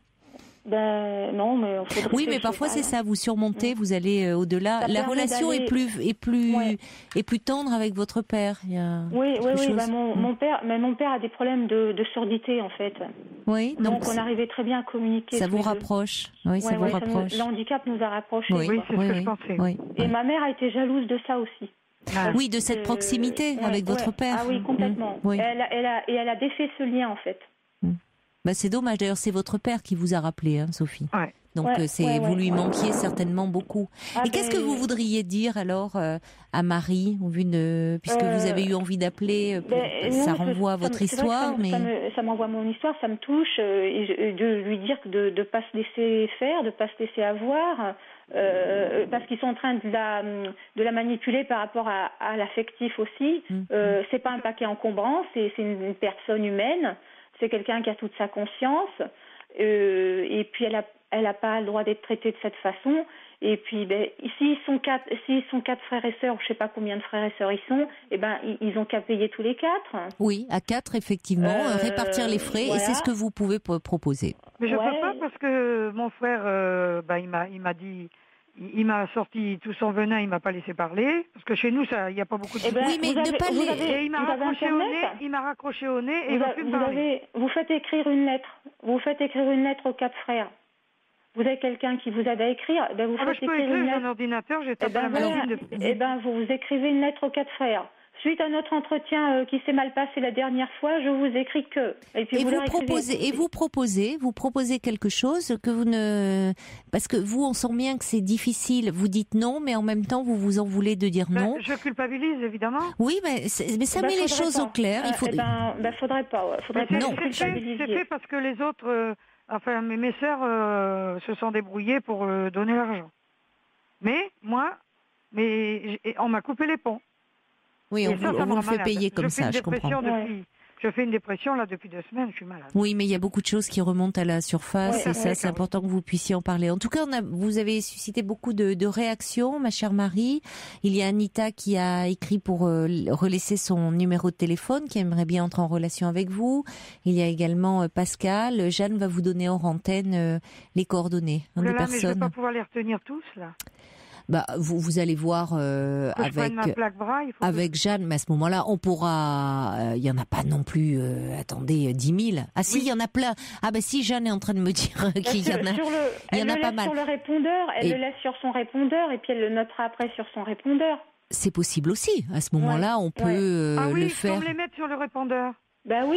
Écoutez, hors antenne, on va s'occuper de ça. Ne vous inquiétez pas, c'est déjà arrivé. Jeanne, vous allez voir avec Jeanne. Ce qui me rend malade, c'est qu'ils ont coupé les ponts, et que je culpabilise bien sûr, mais j'ai de la peine parce qu'il est malade, mais voilà. Oui, mais vous pourrez toujours reprendre contact avec lui et être aidée, être présente différemment. Voyez. Mais non, il veut plus me parler, ils veulent plus me parler. Oui, mais sur le moment, il peut être fâché, mais ça peut, vous savez. Il faudrait que vous arriviez, maintenant que vous êtes loin d'eux, de faire abstraction de ce qui vous est parasitaire. Je suis traitée de radine. Rien n'est définitif. Rien n'est définitif. Vous pourrez reprendre contact avec ce frère dans un petit moment et je pense qu'il pourra y être sensible. Mais pour le moment, ne vous en voulez pas de ce que vous avez fait. C'était pas normal que tout repose sur vous. La preuve, ils se sont bien débrouillés sans vous. Oui, mais c'était j'ai déçu tout le monde, on m'a sorti des Oui, mais vous avez toujours le sentiment, c'est ça le problème. Déjà, on vous fait toujours le payer quelque chose comme si vous déceviez. Ça va, c'est déjà suffisamment difficile à assumer. Vous avez fait face avec beaucoup de courage. Donc maintenant, vous allez pouvoir en parler aussi avec votre thérapeute. Mais franchement, il n'y a pas lieu de culpabiliser. Donc ne raccrochez pas. On va hors antenne vous mettre en contact avec Jeanne qui va vous expliquer. Soit elle va vous laisser sur votre répondeur, soit un autre soir, elle vous rappellera quand vous aurez un peu plus de temps et votre ordinateur. Ne vous inquiétez pas, de toute façon, on va vous transmettre toutes les coordonnées des personnes qui souhaitent entrer en relation avec vous. Je remercie beaucoup les auditeurs et je remercie ces personnes et je veux bien. Je vous en prie. Merci beaucoup Sophie également de votre appel. Bonne soirée à vous. Bonne soirée et bon courage à vous deux. Ne raccrochez pas, Marie. Au revoir.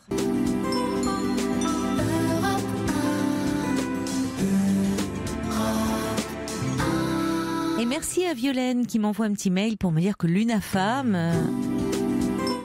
c'est l'Union nationale des familles et amis de personnes malades. Merci Violaine. Bonsoir Émilien. Bonsoir. Bonsoir. Alors Émilien, vous allez passer un concours et ça vous stresse un peu? Oui, en fait j'avais déjà appelé il y a quelques temps de ça, mais j'étais à ramasser la petite cuillère. Et en fait, j'avais passé avec vous et Sophie Peters.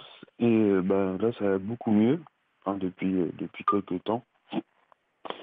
Mais j'ai toujours en fait le concours je concours dans 5 mois et ouais, Ça laisse du temps encore pour vous organiser.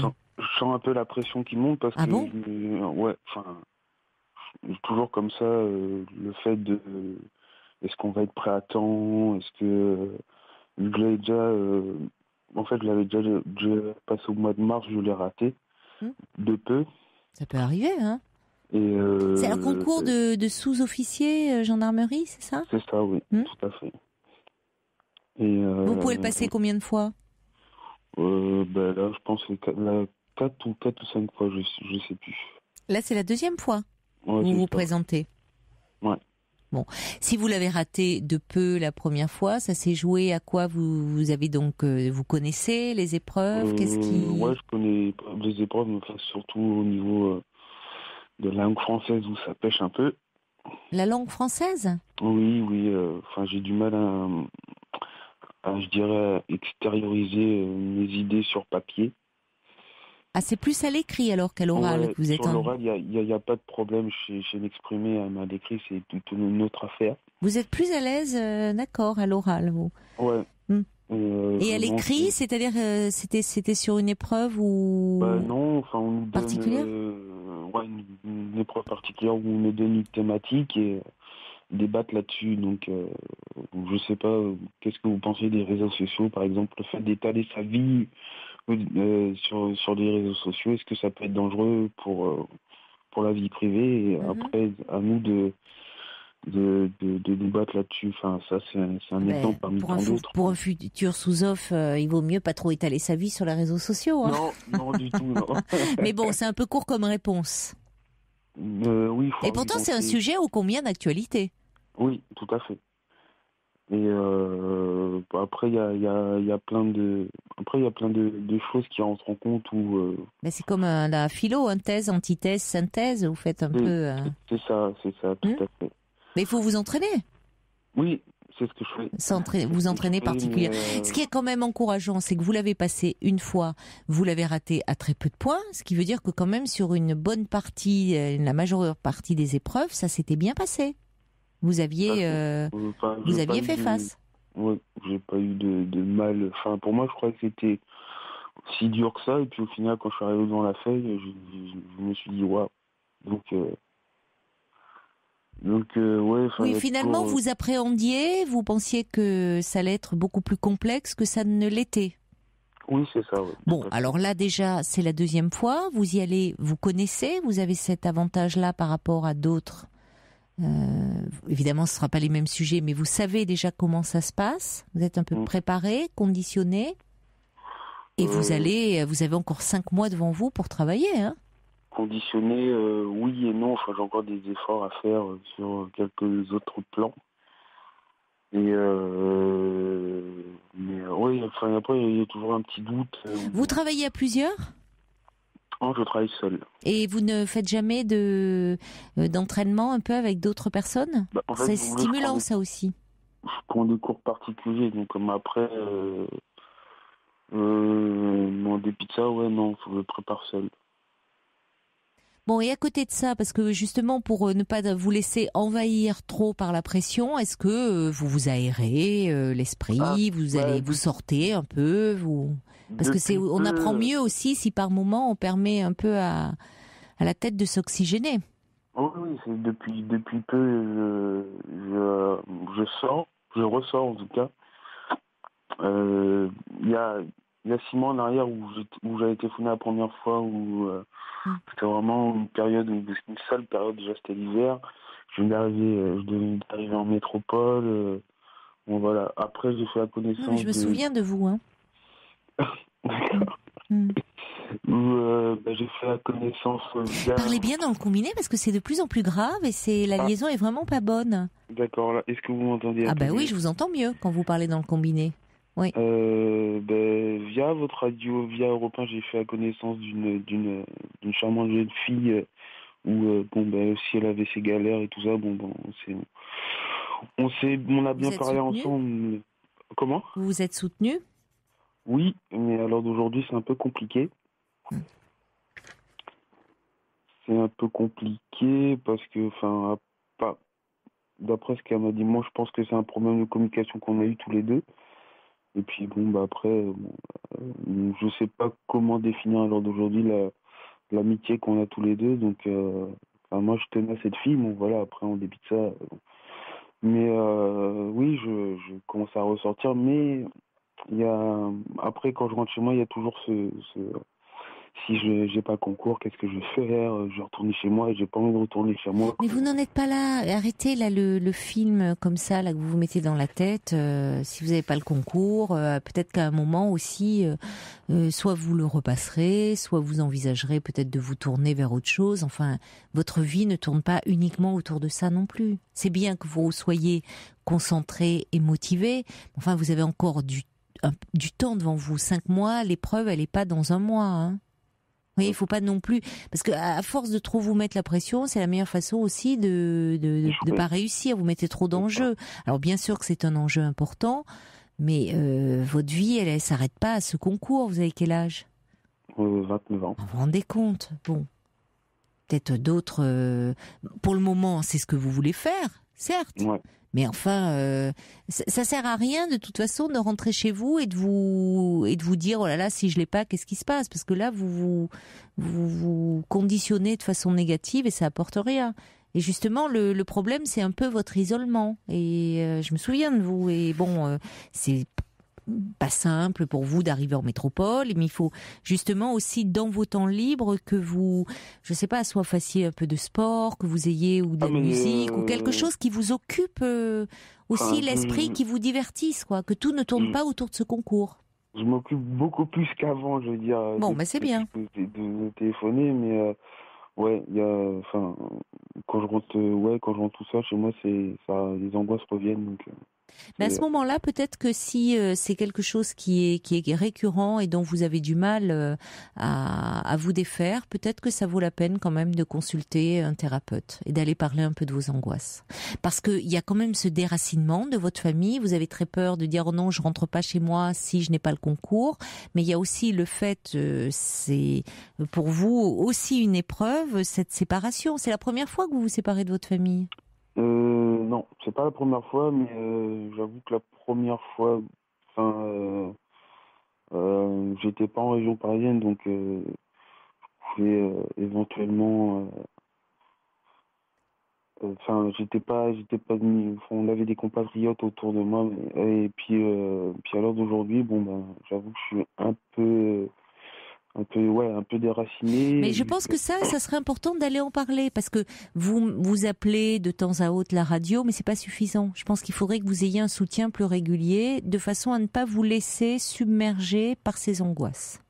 Puisque vous avez décelé qu'il y a quand même quelque chose de cet ordre-là chez vous, avoir un lieu pour parler de vous et qui peut aussi être une façon de vous préparer à ce concours, c'est de vous préparer, c'est-à-dire en prenant aussi un peu d'assurance, en vous permettant d'aller vers les autres aussi, de retrouver un peu ce contact avec les autres qui semble être un peu difficile.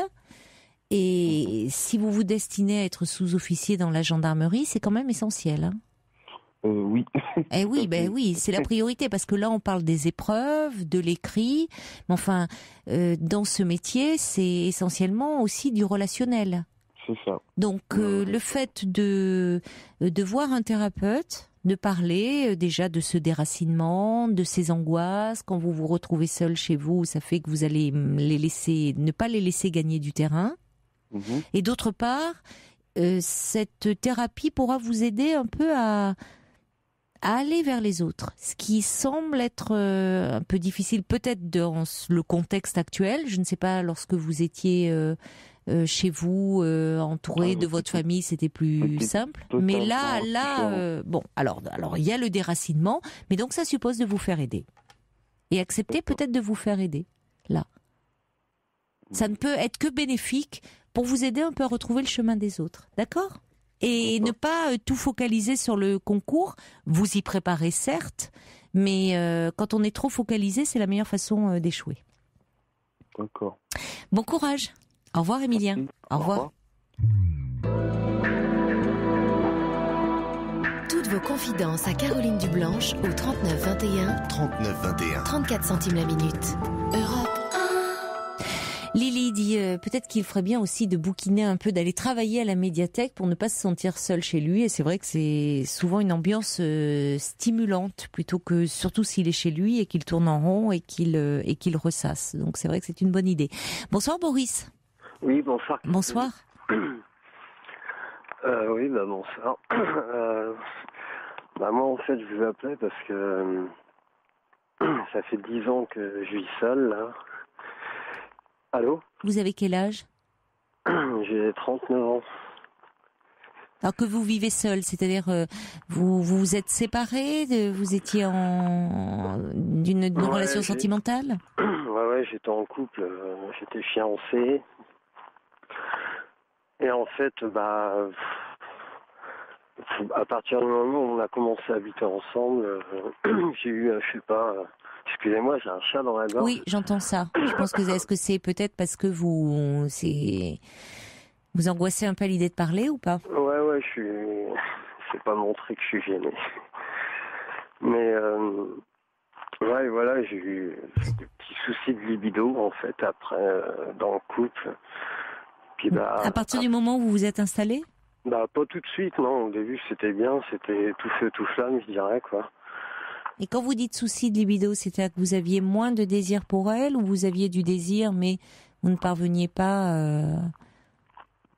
ça ne se manifestait pas. Pourtant, j'en avais, j'y arrivais pas. Vous en aviez, mais vous n'aviez pas d'érection. Si, j'avais des érections, mais je sais pas, c'était... Alors, qu'est-ce que vous appelez manque de libido ? C'est que, pour elle, on n'avait pas ce rapport, quoi. Et, ouais, au bout d'un moment, elle m'a prévenu 1 fois, 2 fois. Et... Bon, après, c'est vrai qu'il y a eu des petits soucis de jeune couple, quoi. Soucis d'argent à un moment. Et puis, on s'est séparés. Enfin, elle m'a quitté en 2004. Enfin, il y a 10 ans, quoi. Et c'est vrai que... j'arrive pas du tout à l'oublier, quoi. Enfin, il y a des moments où je vais plus l'oublier. Et, Oui, il y a des moments où elle est quand même moins présente dans votre esprit. Ouais, mais en fait, la vie a fait que je la recroise souvent. Enfin, pourquoi elle habite dans votre quartier ? Non, elle va faire ses courses pas loin, ou travailler pas loin, je sais pas. Ça m'est arrivé plusieurs fois de la voir sur mon lieu de travail. Et alors quand vous croisez... Ah, parce que vous travaillez dans le même endroit ? Non, mais j'ai travaillé pour une grande surface, en fait, une grande enseigne. Et elle aussi ? Non, elle va faire ses courses, là. Voilà. D'accord. Et pourquoi ? Après tout, vous auriez pu déménager. Ça aurait déjà un peu... Parce que c'est pas simple... Enfin, il y a autre chose, j'imagine. C'est pas simplement le fait de la croiser en disant... Vous la croisez pas toutes les semaines non plus ? Non, pas toutes les semaines, loin de là, quoi. Mais, non, c'est que moi, j'ai toujours travaillé dans ce secteur-là, quoi, depuis 10 ans, quoi. Oui, donc vous continuez à travailler dans cette grande surface ? Oui, là... ouais, j'avais du boulot là, donc... Mais bon, à chaque fois que je la vois, c'est... Oui, mais parce que peut-être qu'il n'y a pas grand-chose autour dans votre vie, non ? Je sais pas, c'est... on sent qu'il y a quand même un peu un contexte, ça manque un peu d'entrain. Si, j'ai encore la chance de voir mes parents, quoi. J'ai des amis, je veux dire, aussi, mais... Non, ouais, Et qu'est-ce qui fait que vous vous attachez, vous restez aussi fixé ? Justement, peut-être parce que vous n'avez rien d'autre. Vous n'avez pas... Est-ce que vous avez eu des histoires entre-temps, peut-être croisé des jeunes femmes avec qui vous avez eu pour qui vous avez eu un coup de cœur J'ai eu des aventures, j'en ai eu quelques-unes, quoi, mais jamais rien de... Ça s'est jamais... Est-ce que vous avez retrouvé ces difficultés d'ordre sexuel que vous aviez ? Non, justement... Même, c'était vraiment pas un manque de désir envers elle, quoi. Mais je sais pas. Non, mais vous aviez, elle vous reprochait ce manque de rapport, c'est ça. Vous aviez un manque. En tout cas, vous n'étiez pas en phase. Et est-ce que vous vous sentiez par moments un peu déprimé, un peu? Complètement. Ouais, moi j'ai l'impression. De toute façon, à chaque fois que je la vois, c'est. Bon, mais il faut que vous vous occupiez de ça, Boris. Ouais, c'est ce qu'on me dit. Il y en a qui me disent d'aller voir un psy, mais bon, moi j'en connais qui ont été en voir, qui sont ressortis brisés là-dedans, quoi. Donc, Oui, bon, il y a toujours, on vous racontera toujours des choses terribles pour tout, hein. Avant d'en ressortir brisé, vous voyez, on peut aller voir quelqu'un d'autre non plus. Les psys sont pas des tortionnaires, hein. Donc évidemment, vous vous raccrochez à ce qui n'a pas bien marché. Mais en tout cas, vous semblez là actuellement manquer d'envie, de projet, d'allant. Vous voyez, pour un homme de 39 ans, on sent bien que vous êtes, il y a quelque chose, vous êtes englué dans une souffrance dont il faudrait quand même pouvoir parler. Bah ouais, parce que c'est vrai que même je sais qu'elle a refait sa vie, elle est couverte, elle est heureuse, quoi. Je le vois bien. Et une femme belle, c'est une femme heureuse. Et elle est plus belle que jamais, d'ailleurs. Mais bon, c'est vraiment elle. Faut que j'aille voir, faut que j'aille consulter, non. Ça, je sais pas. En tout cas, vous n'allez pas bien. Ouais. Vous n'allez pas bien, vous avez du mal, vous me parlez d'elle, mais vous avez du mal à avoir des projets, à envisager un avenir en dehors d'elle. Et déjà, avec elle... j'ai pas des projets avec elle, parce que je sais que de toute façon, elle ressent. Non, mais il y a d'autres femmes, il y a d'autres femmes, hein. Bon, mais s'il y a d'autres femmes, peu importe ce qu'elle ressent, il y a à vous focaliser sur elle, vous passez à côté de l'essentiel, c'est-à-dire ce qui est votre vie. Et il y a d'autres femmes. Et si vous avez eu aussi ces problèmes peut-être de désir qui n'était pas suffisamment présent, d'abord à son goût à elle, hein, mais peut-être, est-ce que déjà il n'y avait pas chez vous quelque chose d'un peu ralenti, d'une tristesse? Non, parce que tant qu'on n'habitait pas ensemble, comme je vous disais, c'était tout feu, tout flamme, quoi. Moi j'étais plus jeune à l'époque, elle aussi, quoi. Donc, mais c'est à partir du moment où on s'est... Oui, donc pour vous, ça a aussi un sens à partir du moment où vous viviez en couple, où elle était la femme avec qui vous envisagiez des projets, peut-être vous marier, avoir des enfants. Peut-être qu'à ce moment-là, de votre côté, ça s'est un peu émoussé, le désir. Et ça a un sens aussi, ça. Ouais. Mais en tout cas, ça serait bien de pouvoir, de pas rester dans cette... Là, vous êtes dans une inertie, dans quelque chose qui s'est arrêté, dans un temps figé. Ah oui, il faut retrouver du mouvement. Là, actuellement, j'ai l'impression d'être comme il y a 10, comme il y a 10 ans. Oui, quoi. oui. Oui, et c'est là où ça ne va pas. Et il ne faut pas rester comme ça, souffrir de cette façon-là autant d'années. Je vais tomber malade de bonheur, quoi. C'est ce que je me dis, quoi. Les gens les plus défaitistes ont plus de... Non, mais on sent bien que oui, il y a quelque chose de très, comme si vous vous étiez résigné. Donc c'est déjà sortir de cette résignation. Et avec effectivement des idées quand même un peu sombres, penser que vous allez tomber malade. Vous souffrez beaucoup moralement. Ça ne veut pas dire que vous allez tomber malade, mais vous souffrez beaucoup. Quand on souffre, ça ne veut pas dire moralement, ça ne veut pas dire qu'on est malade.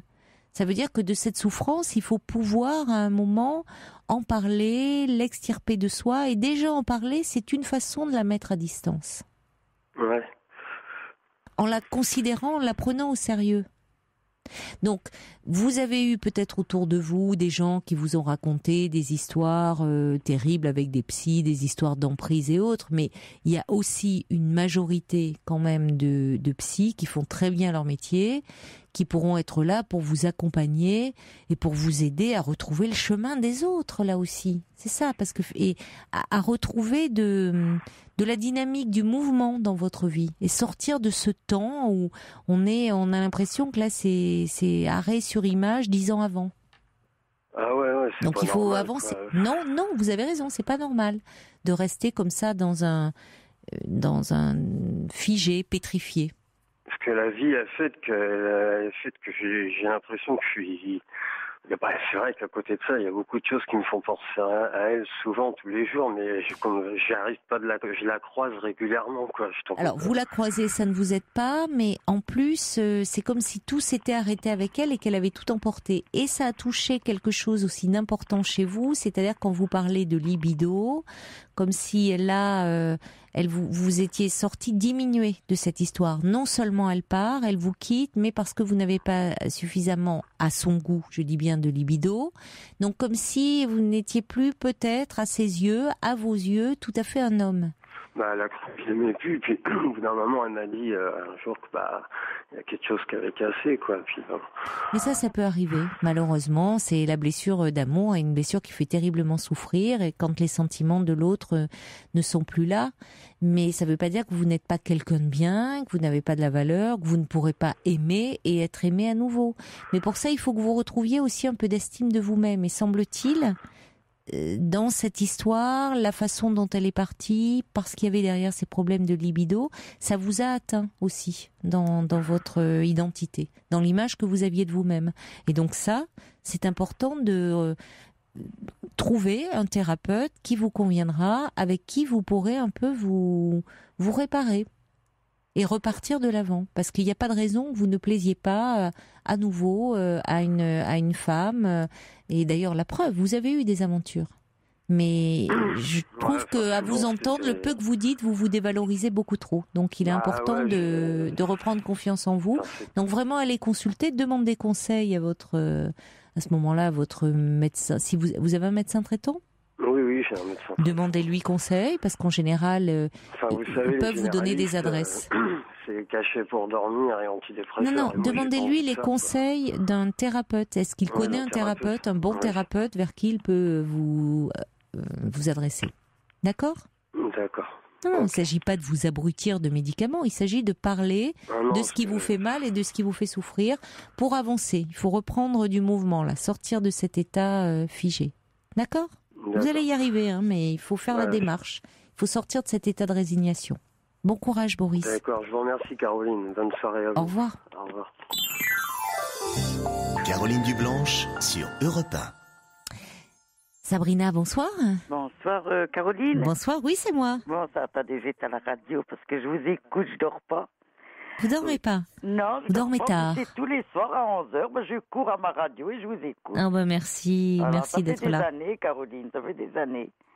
Votre voix est sensible et voilà, c'est quelqu'un comme ça qu'il nous faut, nous les aveugles, qui sait parler avec nous, qui sait, qui a de l'amour dans la voix. Vous êtes particulièrement sensible, évidemment, aux voix, forcément. Oui, j'aime bien votre voix. Et vous réagissez justement au témoignage de Marie, qui nous parlait qui était non-voyante et qui nous parlait des difficultés qu'elle avait dans sa famille. Oui, ben c'est pareil pour moi. Je vous assure, hein, j'ai quitté la télévision parce que j'écoute la télévision. Je l'éteins et puis je tombe sur Marie. Oh là là, je dis, on dirait qu'elle parle pour moi. Oui, vous êtes senti proche d'elle. Ah oui, c'est exactement la même chose. Je suis non-voyante moi aussi des deux yeux. J'ai 57 ans, j'ai perdu la vue à 28 ans. Suite de façon accidentelle ou il y avait un problème, une maladie ? Mon œil gauche, c'est tout bête. J'étais petite. Puis comme je suis un bélier, bon, j'aime bien m'amuser un peu trop fort, m'amuser un peu. Oui. Puis bon. Bélier, ça fonce. Alors c'était, j'avais 5-6 ans. Hein. C'est ma première rentrée d'école. J'ai fait une catastrophe. J'ai tapé un petit garçon. Bon, ce petit garçon, ça peut arriver, oui. Vous étiez un peu perdu. Je cours pour me sauver. Alors, je cours pour me sauver. Bon, je l'ai cherché pour qu'il s'amuse avec moi. Bon, à mon avis, hein, parce que je me rappelle plus tellement. Hein. Et puis, à ce que j'ai entendu plus tard, j'ai demandé à ma grande sœur, quand je lui causais encore, elle m'a dit, t'avais tapé un garçon, puis t'as couru. Il m'a appelé, alors je me suis retournée. Le temps que je cours, je me retourne pour le regarder, pour rigoler après lui, puis qu'il me court après, quoi. Ben, une petite fille, oui, c'est plutôt un petit garçon. Et qu'est-ce qui s'est passé ? Eh ben, il m'a jeté un caillou, rien que dans la cour d'école. Oh là là. Et j'ai perdu mon œil gauche. Oui, j'ai une cicatrice. C'est vraiment l'accident oui, bête. C'est rien, c'est bête, hein, vous avez vu. Oui, mais bon, et ça arrive encore aujourd'hui. Hein, Un caillou, vraiment... mal pris. Moi, je me souviens plus vraiment, Caroline, je me souviens plus vraiment. J'étais petite, j'étais frivole. C'est quand je suis rentrée à la maison, je me rappelle plus. Mon père, il a rien fait pour moi. Il était ouvrier, le pauvre, il travaillait. Et puis, Puis moi, bon, je disais rien, j'avais mal, mais je disais rien. Et puis je continuais ma vie, Puis à 13 ans, c'est là que ma sœur, elle jouait avec moi à Colamaillard. Elle m'a caché les 2 yeux, et c'est parce que comme je suis gauchère, j'ai retiré la main gauche. De ma main gauche, j'ai retiré sa main de gauche. Tout à coup, je me suis rendu compte à 13 ans que je voyais pas de mon œil gauche. Ah, jusque-là, vous ne vous étiez pas... Vous compensiez avec l'œil droit. Voilà, ça fait que j'ai grandi. Mon père ne m'a jamais rien dit. Je voyais la cicatrice sur mon sourcil qui est coupée en 2. Je vois qu'il y a même une petite cicatrice. Oui, c'est terrible. Oui, on n'a pas du tout pris attention à ça. Je ne me suis même pas rendu compte que je voyais pas. Oui, vous avez compensé avec l'autre œil. Le cerveau compense et... Comme tous les enfants, je disais rien. Dites-moi, ma chère Sabrina, on arrive à la fin de cette émission. C'est dommage, on m'a fait part de votre appel seulement maintenant. Mais comme je sais que vous avez été très touchée par l'histoire de Marie et que Marie était demandeuse, on peut peut-être, si vous le souhaitez, vous mettre en relation hors antenne, si vous souhaitez en parler. Et puis peut-être qu'on aura l'occasion de se parler une prochaine nuit, je l'espère en tout cas. Je vous embrasse, je me permets de vous embrasser. Au revoir Sabrina, au revoir. Très belle nuit à vous, faites de jolis rêves. Demain et ce week-end, c'est Sophie Peters qui sera à ce micro. Maintenant, il est 1h sur Europe 1.